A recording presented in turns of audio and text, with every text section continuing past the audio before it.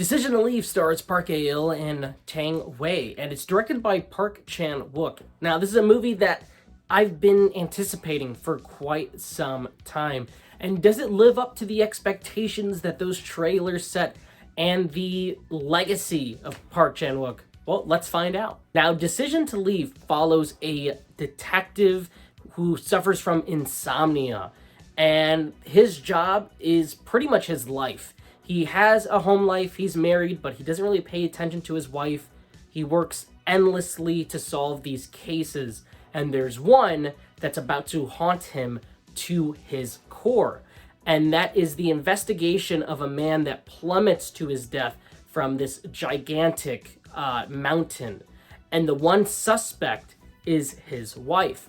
Now, to make matters worse, our detective becomes obsessed with the murder suspect, like Hitchcockian obsession, and that's really where the movie kicks off. It's this romantic thriller, cat and mouse game, and neo-noir stories. One of the things I want to highlight is the story. The story is awesome. It really is. Again, it's one that you've seen before if you've watched movies like Vertigo, but it works here, and the romance between these two is dangerous, but also like you kind of want to see them get together, but you know it's impossible, and you start questioning her, the widow, just like our main character is. And this is by far some of the best direction of the year too. There's camera angles in here that we just don't really get in American movies, especially thrillers, it seems like, anymore. Korean films really just make us look bad. That's all I'm going to say. They really do make us look bad. But this movie is shot impeccably. It's so well. The lighting, the colors. There's moments where I'm just goddamn jealous of what they're able to accomplish here. It's like every frame is a painting. It's so well done. There's a lot of greens and reds in here. They play with color a lot. And that's, again, this is a highlight to Vertigo, because Vertigo has a bunch of crazy colors. There's a great sequence that Hitchcock does in there that plays with color, and it's the same thing here. And it doesn't feel like a ripoff or they're stealing. It feels like a wonderful homage. There's another movie earlier in the year, Watcher, that played with homage to Hitchcock, specifically Rear Window. And Park Chan-wook does something similar here in Decision to Leave. This feels like a movie that Jimmy Stewart would have starred in. It literally feels like a modern day Vertigo. So if that's something that is up your alley, if you are somebody that likes a slow and unraveling romantic thriller where you really got to pay attention and fall in love with these characters, I think this will be for you. And the movie isn't without its humor. There's a ton of wonderful humorous moments that made me laugh out loud, and moments that had me on the edge of my seat. Specifically, there's a moment in here with a knife fight that's got to be one of the best of the year. The way it's framed is white-knuckled and brutal, but also beautiful in how it's done, and bloody. One of the best moments. It's so cool. Tang Wei and Park Ae-il, they have spectacular chemistry. And they're filled out with many great supporting characters, like our detective's wife, who is constantly worried about him and looking out for him, and he just completely ignores her throughout the entire movie, because that's not where his love is. His love is with this character that he's obsessed with and becoming obsessed with and developing this romance with. But they're all awesome in this. The acting is top-notch and well done all around, but it needs to be, because this is a romantic thriller.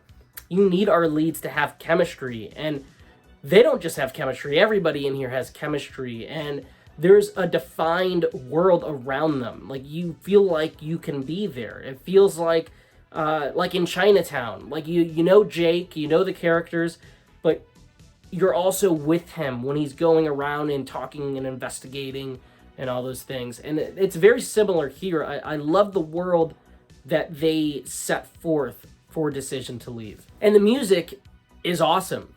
The music, if you saw the trailer, they play a little bit of the score in there, and it's in here too, and it's featured prominently, especially when we get to the investigating scenes or Our main character, we see things through his way and how he puts pieces together. Like, it's really awesome.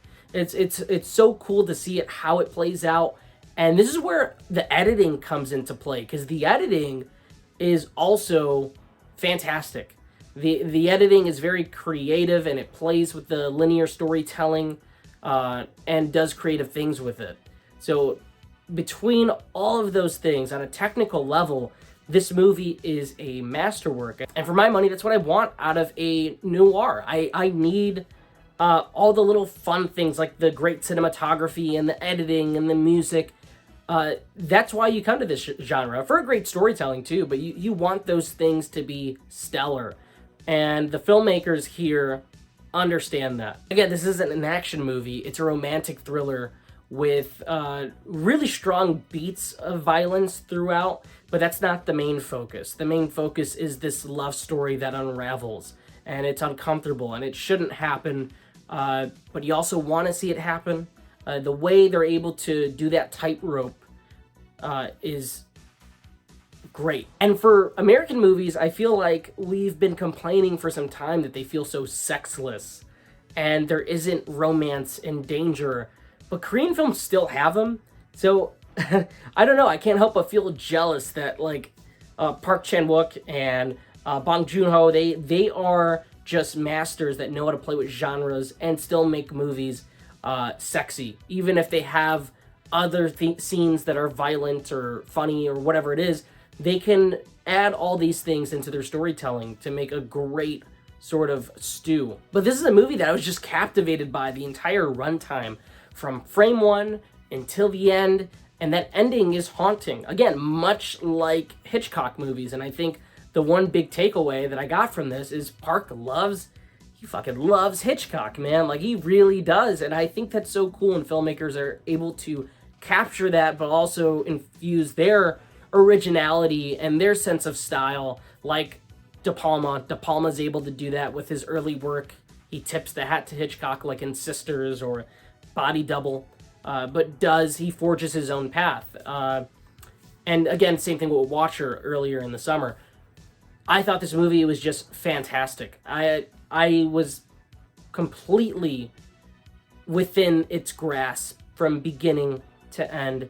The score is one that I was listening to, and I love it. I really do. We've been really just lucky in 2022 between the big budget films, the small budget films, the foreign films like RRR or this. I've been lucky. I've loved a lot of things this year that I think are really special. And I think Decision to Leave is definitely going to be one that cracks my top 10 personally, because it's everything that I love in storytelling and filmmaking. Anyway, guys, if you like this review, you want to see more, hit that comment button, subscribe, like. If you saw the movie, let me know.